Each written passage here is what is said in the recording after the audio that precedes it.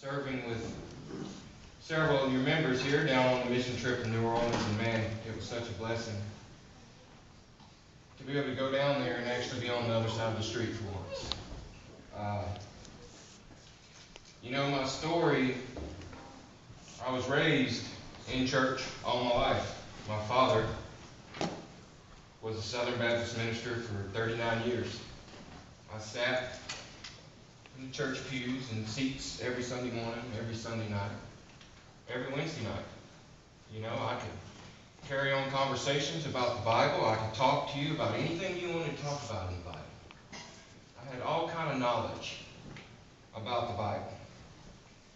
But the problem is, that's all it was. It was just knowledge. It wasn't in my heart. Once again, my name's Adam Henderson.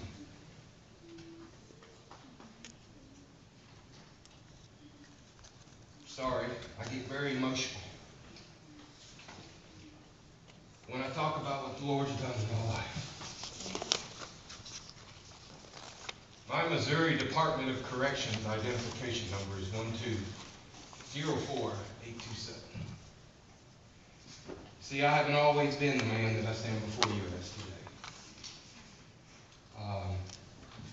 But I do know that it's my job and my duty to share with everyone what the Lord has done in my life.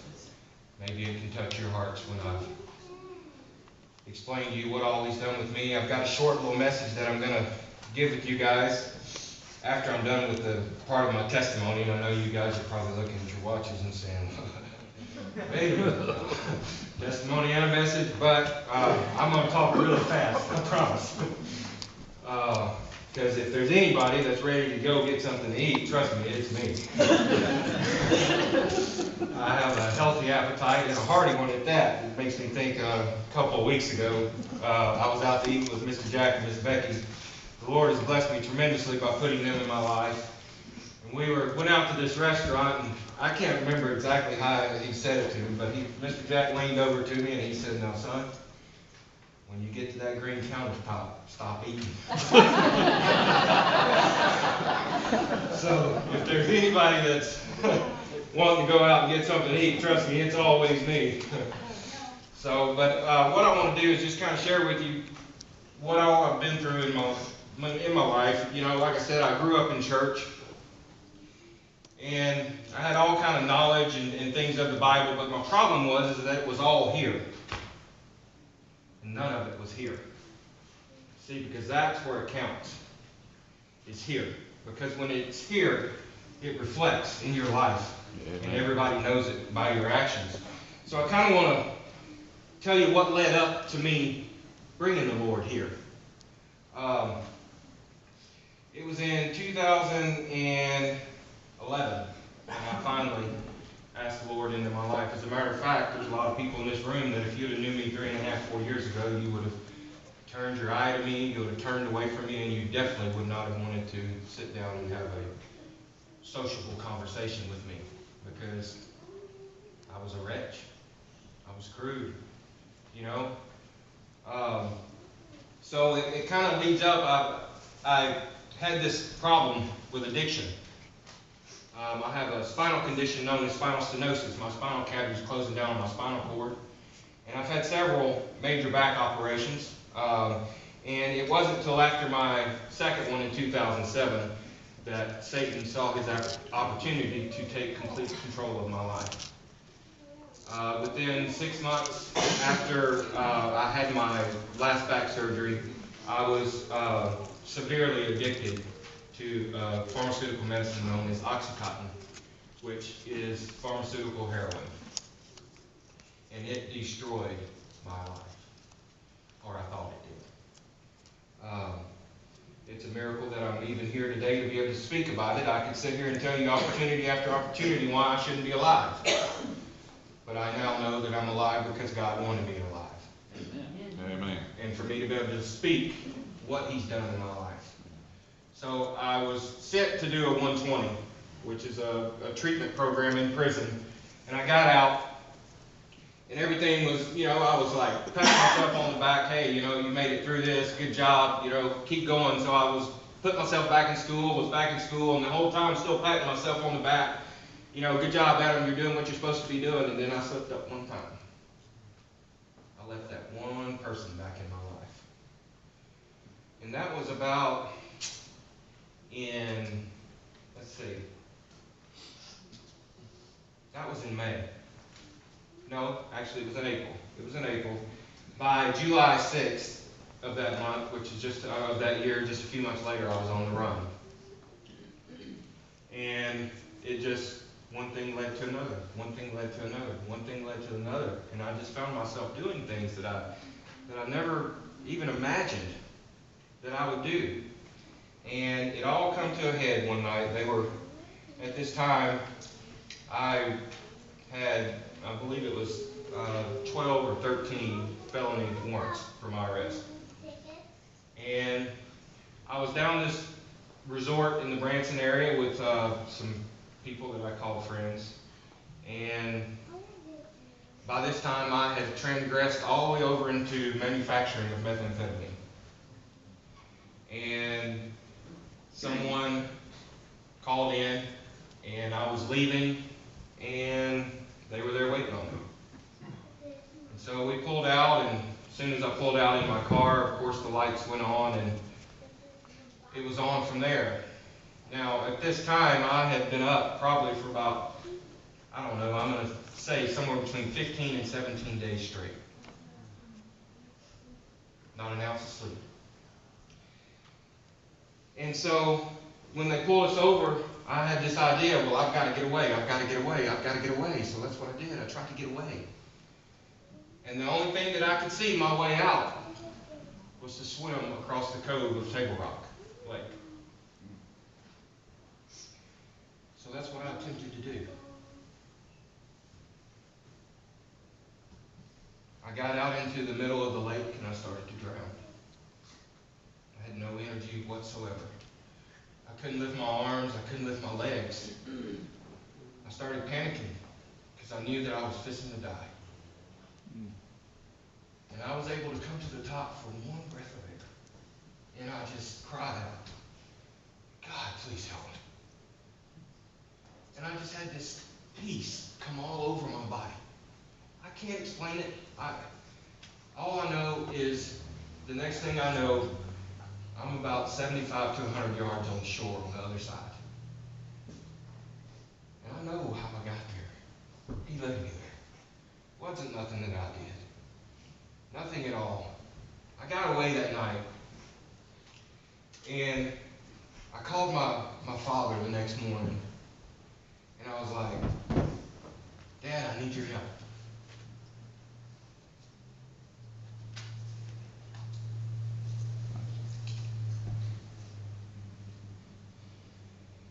He said to me, son, I know they've already been here looking for you. So he came and got me, no questions asked, and took me where I wanted to go.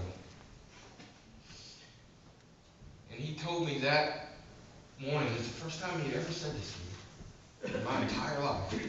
And I was probably the most rebellious person. As a matter of fact, when I got out of prison this last time, my father, me and my brother was with my father, and he turned to me and he said, son, I was watching on the news the other day about how all these kids are killing their parents. And he turned to me and he said, if I had one kid that I was afraid of to do that to me, I would do it.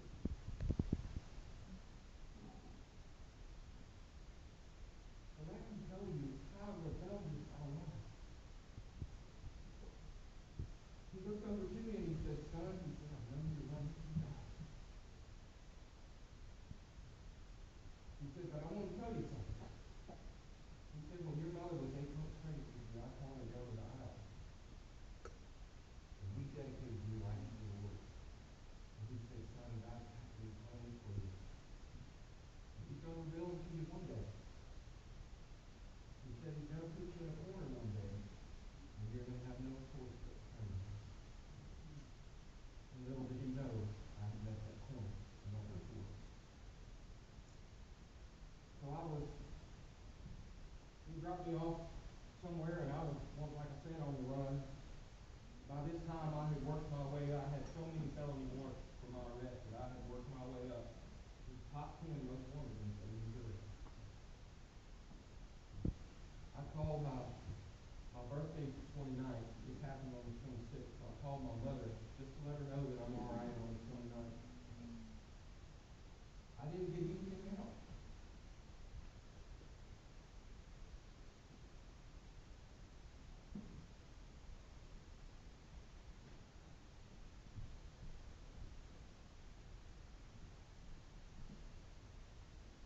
The only thing she said to me was, "Oh, please tell me something.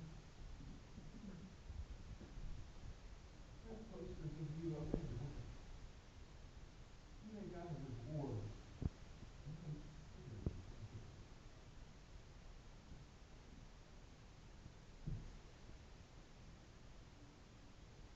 Still wasn't ready.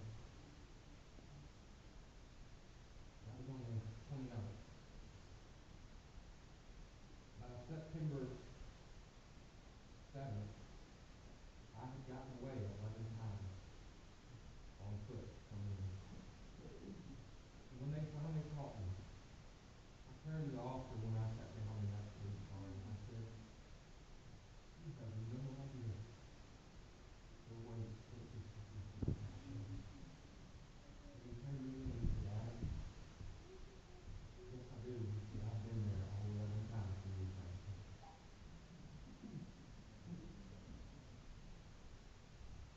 So they took me down and booked me, and my probation officer came and seen me a few days later. And I don't know if all of you guys are aware of it, but here in the state of Missouri, if you have three of the same types of charges, they can enhance your felony one class. And so she came to me and I had a class B felony of manufacturing of methamphetamine. And she said, "Adam, they're going to enhance in Stone County," which means that was going to bump me to a Class A felony, and I was looking at 30 to life. So I was kind of, bummed out. That's a lot to take on. So I went back to my cell, and I rested the first few days I was there because I was so exhausted from running. And I'll never forget, I was laying in bed one morning, and I heard the doors pop, and over the intercom I heard them say, "Sunday morning service." And I couldn't get there fast enough. I never will forget, the preacher was preaching that day out of Luke. And it was in Luke 7 where Jesus was at Simon's house and the woman fell on her knees and was washing his feet with the alabaster oil and drying, and with her tears and drying his feet with her hair. That morning in that service,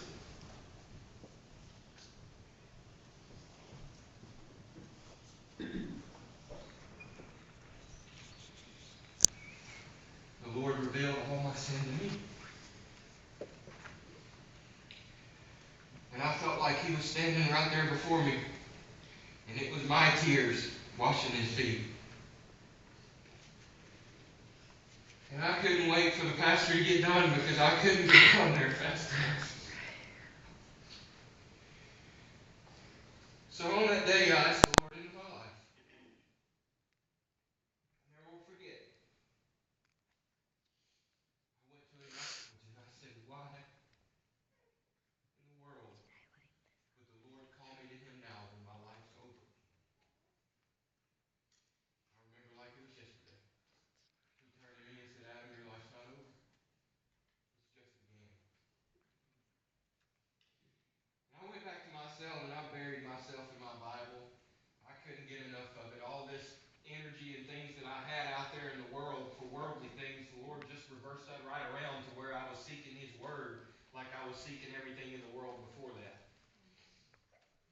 And he revealed so many things to me, and I just kept seeing scripture after scripture where he was comforting me by letting me know that just like my Father on earth is going to chasten me, that my Heavenly Father is going to chasten me too.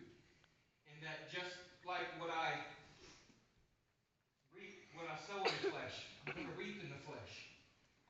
things just kept coming to me and comforting me and comforting me. And I'll never forget, I wrote a 14-page letter to my family, apologizing for everything that I could possibly think of. But one thing that I didn't write in that letter, I never once asked them to pray that the Lord and that the judge would have mercy on me. Never once. Because you see, the minute that I asked the Lord in my life, I was content with whatever He decided for me to do. If I was supposed to go do 30 years, I was going to do 30 years, and I was going to serve Him that whole time. Maybe He needed me in there more than He needed me out here.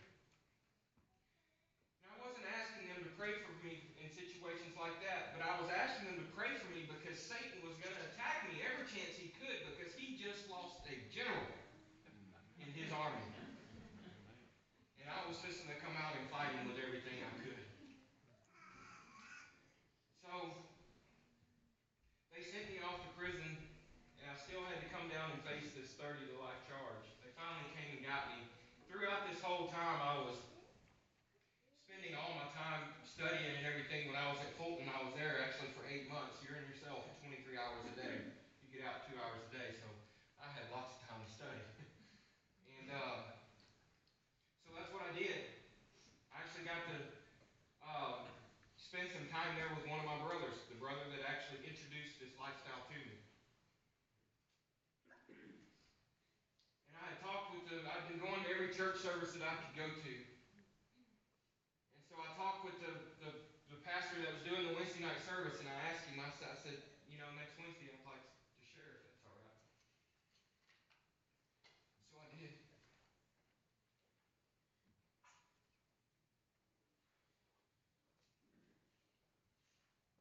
I gave my testimony for the first time in prison.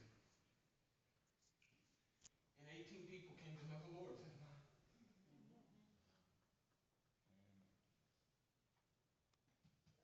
And I knew right then that the Lord had a call on my life. And it was my duty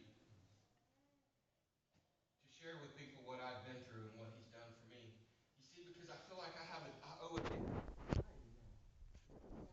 Walking by somebody's house and you saw their house was on fire, you would owe that person a debt because you've got some life-saving information for them. Well, I've got some life-saving information for a lot of people. Amen. And I'm just asking the Lord to show me the path to get it out there. They finally called me down to Stone County, where I was going to be facing these terrible charges, and every day I just continued praying and studying, and I just asked the Lord that His will be done.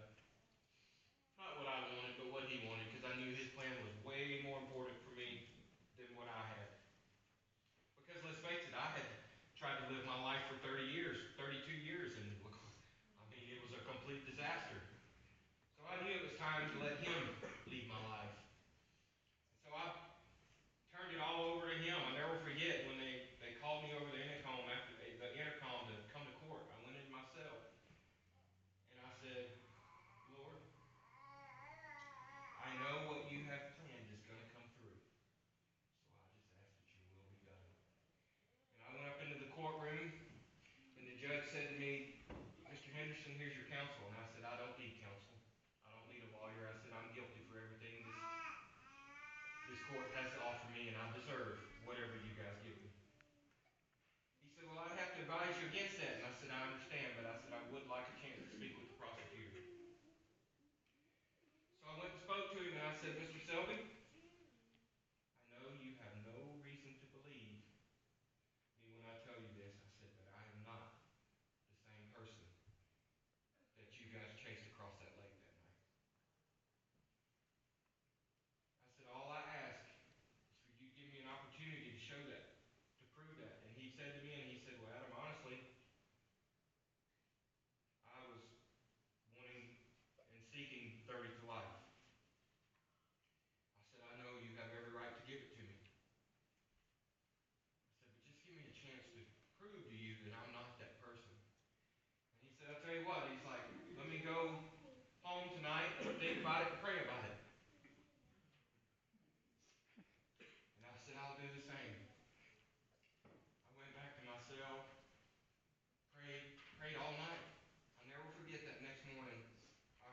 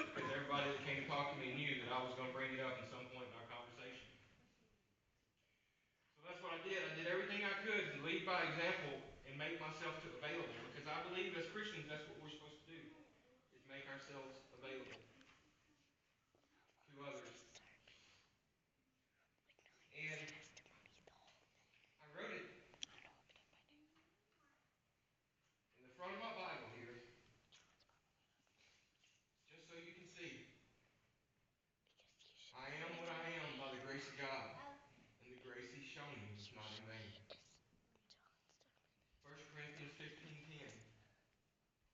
And below it I've got written, I will make a difference. You see, I promised the Lord that if He'd stand by me through all of that, that when I came out of these prison gates, that I was going to do everything I could to serve Him and to spread the gospel. The people that needed to hear it. I thank you guys for giving me the opportunity to come here. One thing that stands out in my mind, me and my father we still don't have the best relationship.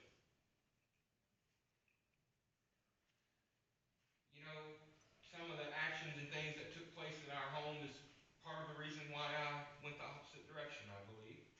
But hey, I'm a grown man now. It's up to me to make the right decisions to go from there. So I'm doing everything I can to make sure that relationship is rekindled. But one thing that he said to me that it just sticks in my heart. I'll never forget when the tornadoes hit Branson. I was in my cell. I was on the top tier and I was looking down at the TV and I could just see it, everything that had happened. And I knew that it was my tier's time to come out at 9 o'clock that morning. I was just sitting there, I couldn't wait to get on the phone to find out if my family was okay. So they popped the doors and I ran down there.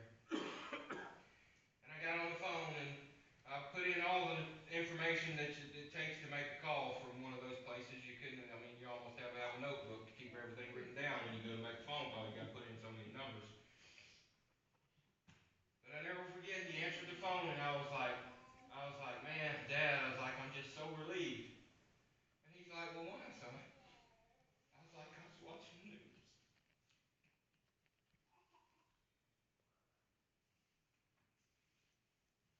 I knew the tornadoes had hit right there by the house, and I didn't know if you guys were okay. And he said to me, he said, son, I want you to know one thing. If the Lord would have called me home last night, I would have went to heaven with a smile on my face knowing my prodigal son had come home. So that's what I want to talk to you about today. Just for a few minutes, if you have your Bibles, I'd like you to turn to Luke 15.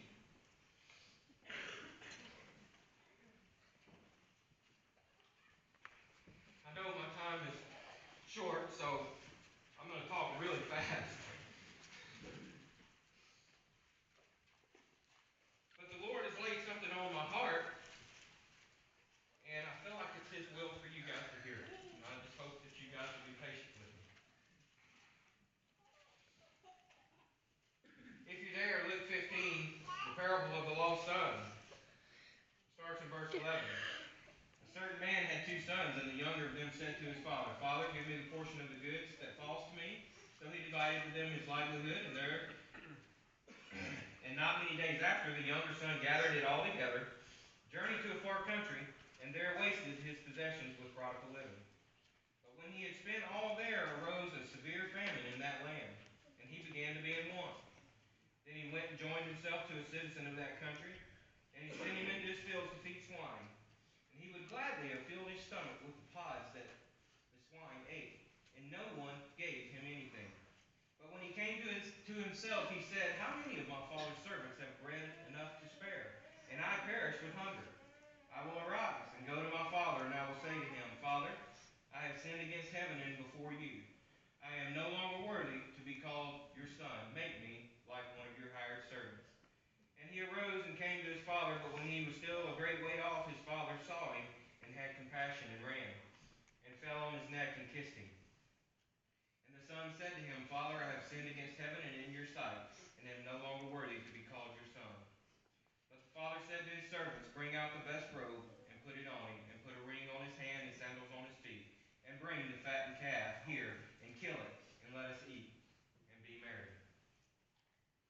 Charles Dickens said this is the greatest short story ever written. And I tend to have to agree with him, in my opinion.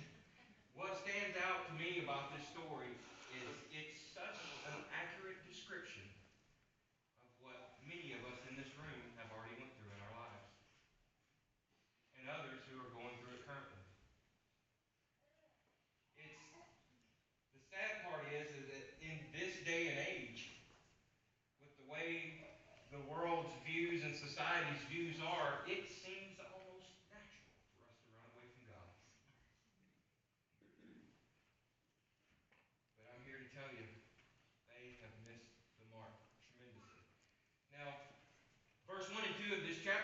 set the stage for the whole chapter. And what it is Jesus is answering the accusation that the Pharisees and the scribes had said, this man receives sinners. You see, because that's what he did. He came into the world to seek that which is lost. So in in the first parable, you got a shepherd that's rejoicing over a lost sheep and throws a party. In the second parable, you've got a woman that's rejoicing over a lost coin when she finds it and throws a party. And the third one is like a father who finds a lost son and throws a party. Now, this is the same thing that happens when Jesus receives sinners. You see, in that actual in the meaning, the word receives means eagerly await and expect and look for. So this is what he's expecting to do. And what happens in heaven when Jesus receives sinners? There's a party in heaven. And that's what this whole thing is about. What this story does is it takes the worst kind of situation in these Pharisaical views' eyes. Okay, for example, Father, give me the portion that belongs to me. That is like the most dishonorable thing you could possibly say to someone in that culture of that day and time. It was the same thing as saying, Father, I wish you were dead. I don't want anything to do with you. I don't want anything to do with this family. I don't want anything to do with God. I want what belongs to me, and I want it now. That sound familiar? I know it rings familiar in a lot of things that's went on in my life. You see, because that's what we want to do. The first thing we want to do is we want to run away from God. And it feels so free at first, because if it didn't, we wouldn't do it, right? Why else would we do it? You know, everything's so free. We don't have to answer to nobody. Nobody's telling us what to do. We just go do whatever we want to do. It's like skydiving. It feels free. Then you realize you don't have a parachute. Boy, what did I do here? How did I get myself in this? You know? And so, what we have in this parable that we didn't have in the first two parables is the description in the misery of lostness, description of repentance, and the emotion of a receiving father. Okay? Now, what I want you to see here also is that the first two parables in this chapter is more of the divine nature, because it's God doing the seeking. It's God doing the finding. And this third one is more like the human nature, because it has repentance, the misery of lostness, the emotions of a receiving father. So I want to just talk to you about that for just a few moments. I've got my notes here, so I don't lose track. You know, I got 6 pages worth of notes here. I'm playing those 3.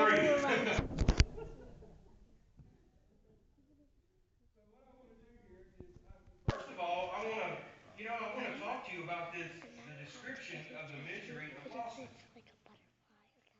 Now, it's such a shameful request, like I said, for a son to go and request this inheritance from his money. And actually, if you do some research into it, there's actually 2 words for inheritance in the Greek.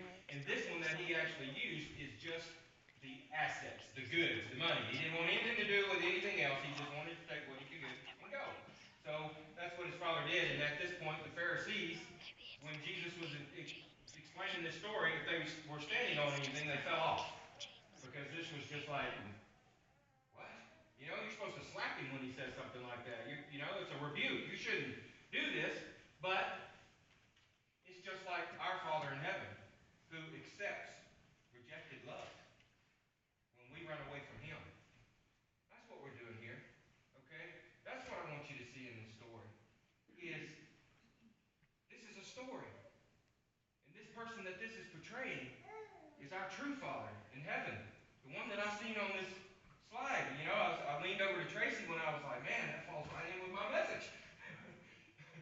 And if you guys knew the kind of week that I have had, you would know that me being here today is definitely a divine appointment. Because I have had everything come possible. Matter of fact, I was talking to Pastor John yesterday when I was just now coming back from St. Louis at, let's see, 4 in the afternoon on Saturday, and I was supposed to be home Thursday morning. And I was just calling him, okay, hey, I'm finally on my way back home. Look in the rearview mirror, guess who's behind me? Cop with lights on. So I pull over. You know, it's just one of those things that's one thing after another, one thing after another. So in this story, and that's what it's showing us, is in the misery of it, you know, and we all come to that point in our lives. We run away, and then we end up broke, of course, you know, spiritually broke and bankrupt, as well as physically and financially. And as sinners, we all come up with this thing, okay, well, I'm going to fix it. Gotta go get a job. You know, I gotta do something to fix this. And that's what he did here, is he went and attached himself to a citizen in that country. And this, and let's see, right here, sorry, verse 15. And then he went and joined himself to a citizen of that country, and he sent him into his fields to feed swine. Okay? So, once again, this is a Jewish boy going into the fields to feed pigs, was probably about the lowest, the humiliating thing that a Jewish boy could ever go and do. Okay, but what I want you to see is that if you detach yourself, if you break your attachment to God, you're going to attach yourself to something or someone. It might be drugs, which is a hard slave master in our society. Trust me, I know. It might be booze. It might be an employer. It might be a computer with the latest Windows operating system or whatever is out there these days. I can't keep up with that kind of stuff. My mind don't work that way. You know? So, you know, and it could be a crude thing. It could be a wretch thing to where, you know, nobody wants to be around you. Or it could be a refined thing. Everybody looks at you and says, ooh, he's got a nice life. You know? I want to be like that. In either case, if you cut yourself off from God, you're going to end up at the swine trough. In either case. Okay? And the reason being is because when you break your attachment to God, okay, your heart is like this big void vacuum, and it's just, please satisfy me, and it's more, I need more, and nothing works, because the reason why nothing works is because your heart was created for God and by God, all right, and when you detach yourself away from Him, the hole is broad.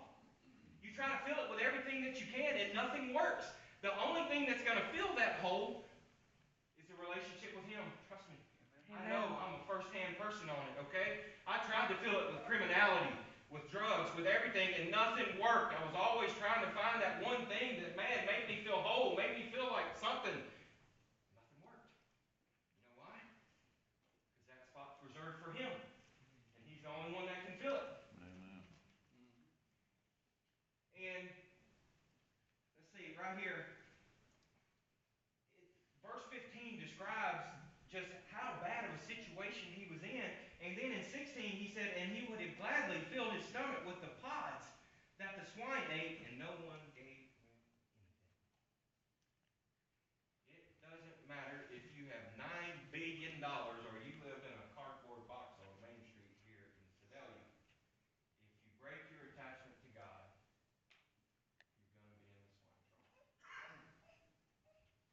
No matter what, it's going to happen. So, in that, we have a description of the misery that is involved with being away from God and being detached from God. And then, right here, starting in verse 17, in verses 17 through 21, we have a description of the repentance. Okay? And it says right here, but when he came to himself. Some of your Bibles might say senses. Okay? Well, let me tell you something. Anytime you coming to God and coming to yourself happens in one act of repentance. And you might say, well, what do you mean by that? Well, let me tell you. If you don't know God, you don't know yourself. Some of you look a little stumped. Okay? You were created by God, like God, and for God. If you don't know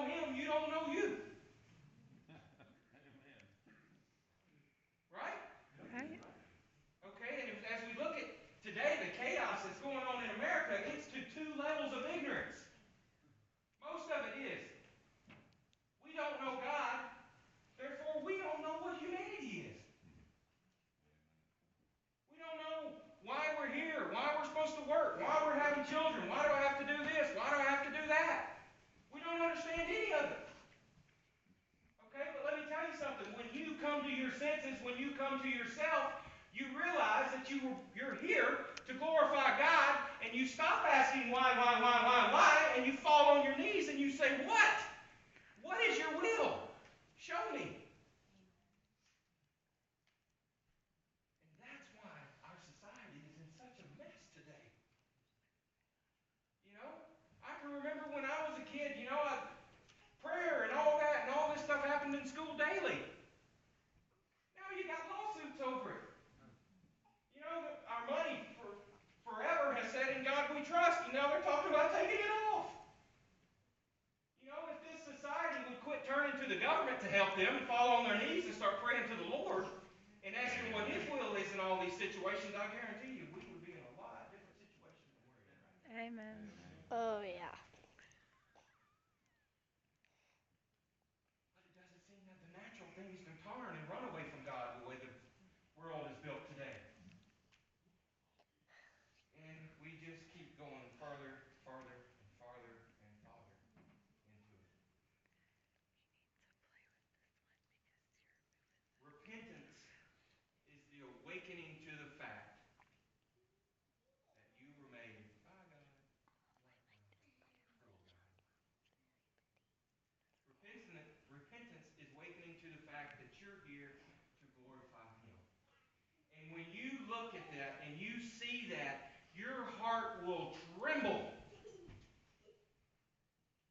how bad you've offended Him by turning away from Him and running from Him. I know mine did. My heart was broken.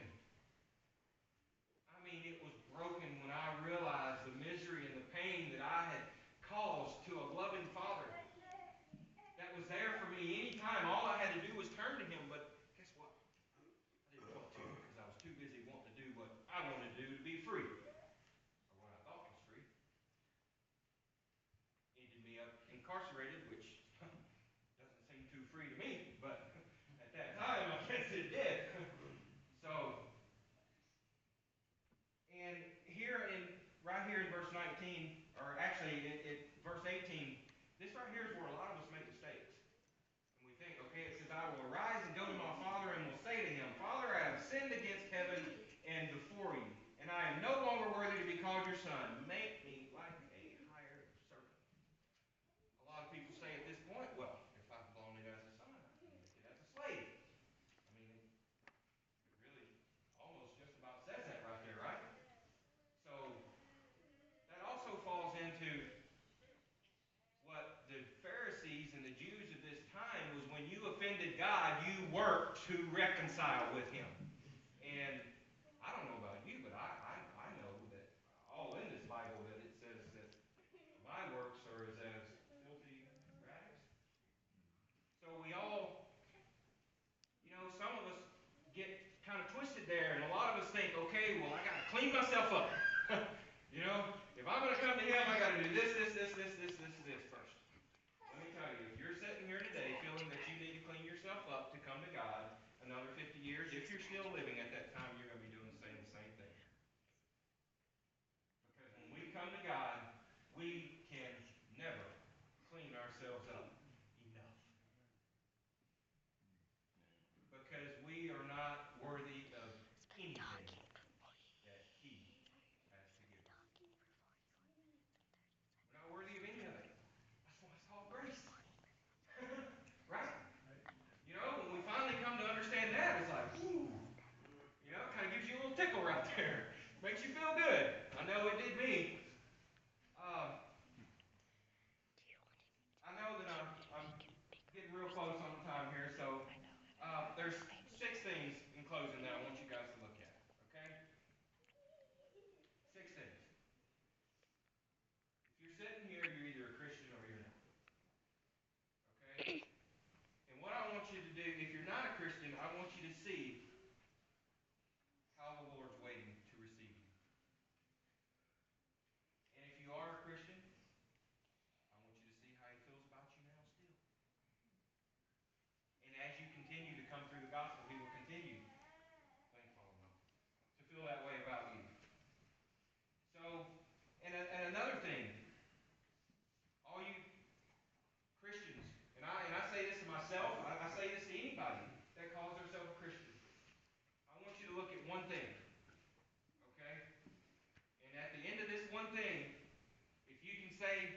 Yes, then praise the Lord. If you were put on trial for being a Christian, and a jury of your peers had to judge it, would they find you guilty? That's the big thing right there. Because let me tell you, when you're a true Christian, your life represents it. You know, what's crazy is before I called myself a Christian, and if you had a 10-minute conversation with me, God wasn't ever going to come up. I promise you that. Unless you brought him up. And then I could go along with the conversation, but I wasn't concerned of your well-being, whether you knew the Lord. I'll never forget, I was at prison, and one of the guys that was in the wing that I was in, he was up there playing basketball, fell over dead. Right there. Had a massive aneurysm or whatever in his heart, died instantly. You know that the Lord convicted me for about a week over that because I never knew if his life was right with the Lord. I got busy asking questions after that, I promise you, because I didn't want to deal with that no more. That was rough, you know. So what I want you to see here is that right here, starting in verse 20. And he arose and came to his father. But when he was still a great way off, his father saw him. The Lord is not so busy running the universe that his eye is not on the homeward road. He sees every twitch in your soul. And he's there waiting and watching for you. Number two, he had compassion. Now, we really can't understand that just by seeing it right there, compassion, okay? Well, let me explain it to you how I think it feels, okay? There are some people in this room that might know what it feels like to have a child run away. And if you don't, you can imagine it. 2, 3, 4 days go by, and all you're thinking about is, man, what did I do? The guilt, that everything's just, the anxiety is just tearing you up on the inside. And all of a sudden, a phone call. You make it, he makes it, they make it. And a rendezvous is set. And you're on your way there. And when you pull up, you see that child. Can you imagine the compassion that you have in your heart at that time? When you run up to embrace that child, are you going to be thinking about anything that led up to that other than the fact of how glad you are they come home and receiving them? Is anything else before that going to be in your mind? Of course not. That's how the Lord receives each and every one of us. And that's the compassion that he has for us. He puts this here because he wants you to be able to see we need to have pictures of what it's going to be like when we come home to Jesus. Because we're so terrified before, we're so wretched, I'm not worthy, I'm not worthy. But he puts this here so it shows us how he's going to receive us. Okay? And the third picture I want you to look at. He ran. Middle Eastern noblemen did not run. Okay? They had a reputation to hold up. Okay? They're not supposed to do that. And besides that, for him to run, he would have had to pull his robe up like this, and that in itself was considered shameful because he would show his legs. But he ran. He ran out there. Okay, now if you think about it, I can think of a few people. Now, you might be able to picture me running. I'm still kind of young. I could run. But I can sit here and think of a couple people that I could not imagine running. I'm not going to say any names because I don't want to offend nobody. Okay? But I mean, let's look at it. You picture a middle-aged older person. If you see them running, there's two things going on. Okay? They're either terrified for their life and they're trying to get away because they're in danger, or they're so happy with joy that they can't stand still. That's what the Father's doing here. That's why he's running. Because he's happy. He throws a party every time a sinner comes home. And that's what he's waiting to do for you. The next thing, he fell on his neck and kissed him. The Lord didn't have to put that in there. He didn't have to put that in there. We understood the point when he said that he ran because of the situation. And if you were there, you knew that Middle Eastern noblemen didn't run. So he didn't have to put this in here. You know why he put it in there? So you and I can see what it's like. Some of us have never had a father that's kissed us.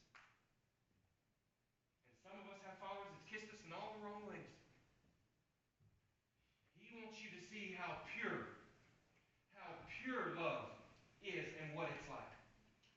That's why he put it in there. Is so you and I would see how much he loves us and how pure his love is.